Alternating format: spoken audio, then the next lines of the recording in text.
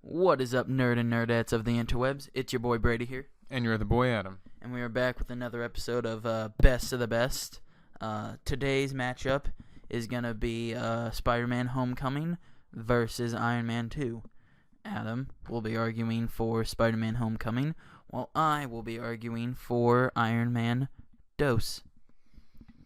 Alright. Adam, would you care to explain the rules of how this is going to work? As with all the other episodes in Best of the Best, we will be following the system of an opening statement of 30 seconds, 2-minute argument time, 1-minute rebuttal, and a 30-second closing statement. We will also be having the option for you, the audience, to have your input on these debates by having the Facebook polls.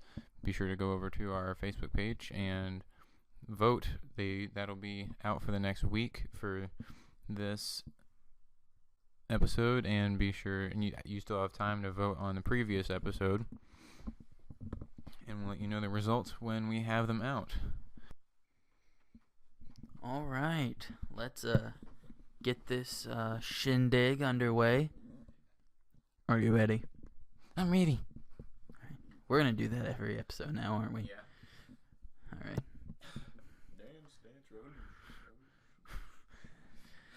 Alright, Adam, your 30 seconds shall start right about now. Spider-Man Homecoming, one of the biggest grossing Marvel movies, solo movies of all time. Long expected and not disappointing in its performance and in its storyline and its villainry. I'm coining that word if it's not a real word, and is very original, and it was a great idea and a great movie, and it's way better than Iron Man 2.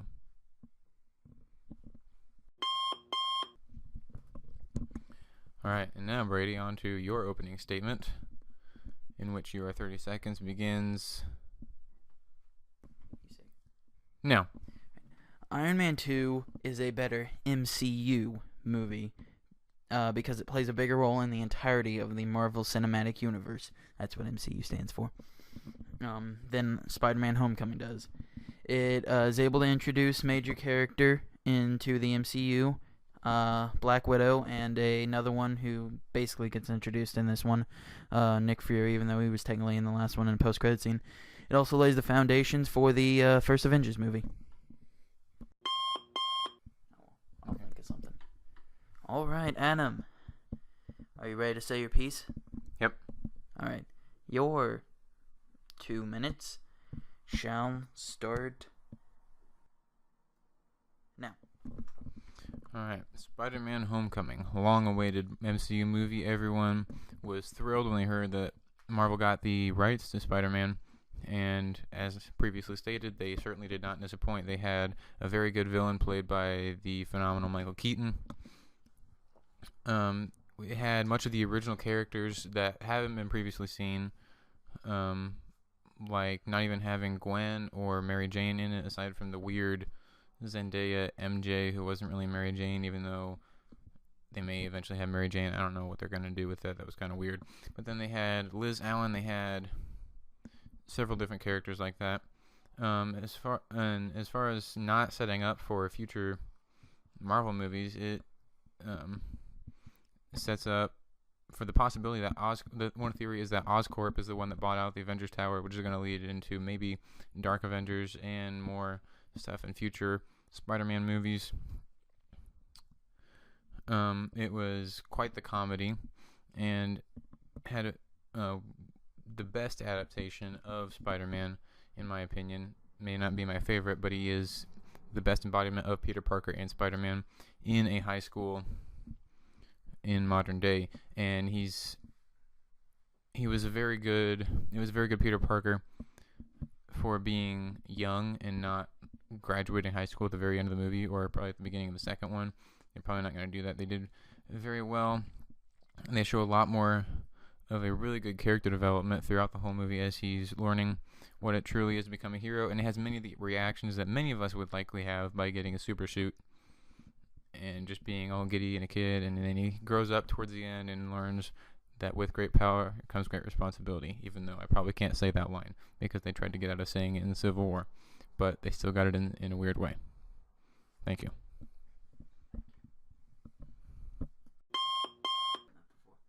Okay, we're good. And Brady, your 2-minute rebuttal begins. No, that's what I say. Your 2-minute argument begins now. All right. Iron Man 2 is a better MCU movie than Spider-Man Homecoming, because Spider-Man Homecoming really doesn't have any big effect on the entirety of the MCU that we know of so far. Actually, it hurts the MCU because it completely messes up the timeline, because this movie is supposed to take place 8 years after the events of the Battle of New York, which takes place in 2012, which means the movie would take place in 2020, even though it's only supposed to take place a couple months after Civil War, which is supposed to take place in like 2015, and it just completely messes up the timeline. So it actually hurts the MCU, whereas Iron Man 2 helps it. It gives us the foundations for the very first Avengers movie by introducing characters like Nick Fury, even though he was technically in the post-credits scene of the first Iron Man. He has a much bigger role in this one. You also get Black Widow in this one, and what else does it do? It introduces a black superhero into the MCU, even though he's technically a sidekick. He still is actually. This is where he becomes a superhero and gets his fancy iron suit and becomes War Machine. And also that racetrack scene, though. Come on, that was a pretty cool scene. What was Mickey Rourke's character? I don't know Mickey Rourke's character, but he had those cool whip things, and he cut some cars in half with them, which was cool and fun to watch. And I have 10 seconds left, and I have no more points. So, yeah, Iron Man 2, good movie. I suggest watching it. Yeah, have fun. All right, Adam. Did you record? Yeah, I hit record. Wait, did I? I don't think you did. Yeah, I did. Okay. Huh, I'm smarter than you think. Okay. I've not hit the record button a couple times now, so it's best to check. All right. Your 1-minute rebuttal time will start. Wait, first, are you ready? Yeah. All right, cool. It's gonna start right about... Now, wait, hold on. I lied.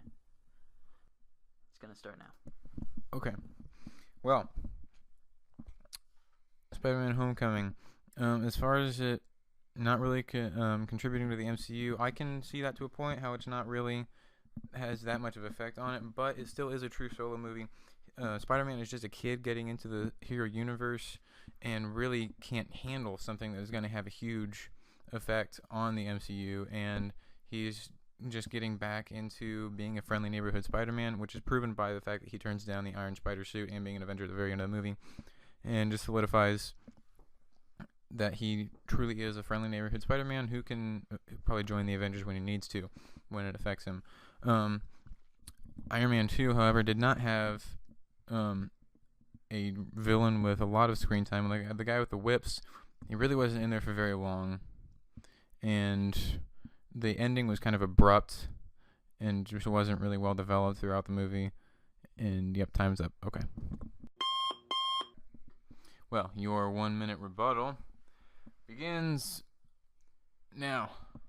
Alright, the whole point of this tournament is to decide what is the best MCU movie. Therefore, I think Iron Man 2 should be ahead of Spider-Man Homecoming because it is a better MCU movie. While Spider-Man is a good standalone film, it does not really do anything for the entirety of the Marvel Cinematic Universe. Whereas Iron Man 2, it lays the foundations for not just the Avengers, but for the entire Marvel Cinematic Universe that we have to date. While it all started with Iron Man 2 is what really brought it to what it is today by laying the foundations to bring all these characters together, by introducing Nick Fury and Black Widow. and really introducing S.H.I.E.L.D. in a bigger light than they have been in it before. And I feel like that is what makes this a better MCU movie and why it should advance onto the tournament.